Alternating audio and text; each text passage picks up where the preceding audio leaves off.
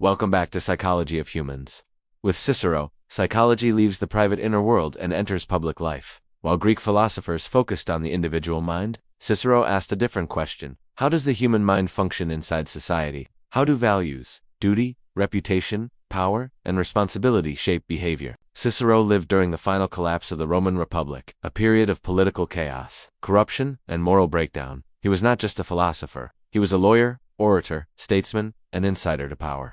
That made his psychology deeply practical. And Cicero believed humans are not isolated minds. We are social beings, shaped by roles, expectations, laws, and shared norms. Psychologically, this was a major shift. He argued that identity is formed through civic duty, moral responsibility, participation in society, reputation, and honor. Modern social psychology strongly agrees. Cicero's central concept was duty officium. Duty for Cicero was not blind obedience. It was the alignment between personal values, moral reason, social responsibility. He believed psychological stability comes from knowing what is expected of you and choosing to act in accordance with reason rather than impulse. Inner conflict increases when personal desire clashes with moral duty. This anticipates modern concepts of role conflict, moral injury, value misalignment. Cicero understood that emotions don't disappear in public roles. They intensify. Ambition, fear, pride, resentment, envy, these shape political and social behavior. He warned that unchecked emotion in public life leads to corruption, cruelty, irrational decisions, instability.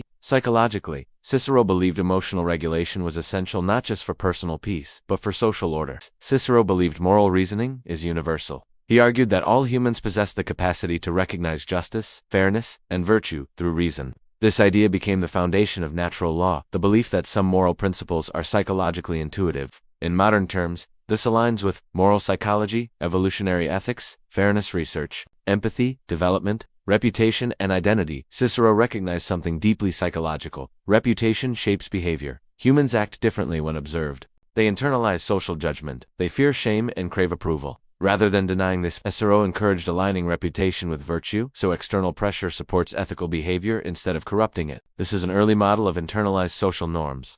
Cicero wrote extensively about friendship. He believed true friendship is based on shared values, mutual respect, moral character. Friendship based on advantage or pleasure collapses under pressure. Psychologically, Cicero understood that trust stabilizes both individuals and societies.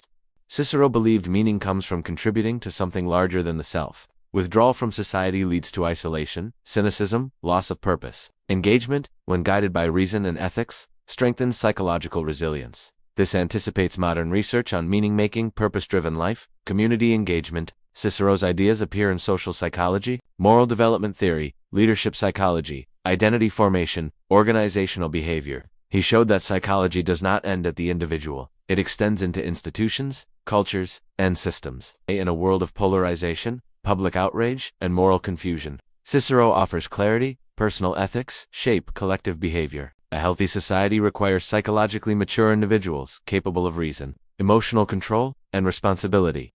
Final thought. Cicero teaches us that the mind does not exist in isolation. Who you are privately shapes how you act publicly. How you act publicly shapes who you become. Psychological health is not just inner peace, it is ethical participation in the world. Thanks for watching Psychology of Humans.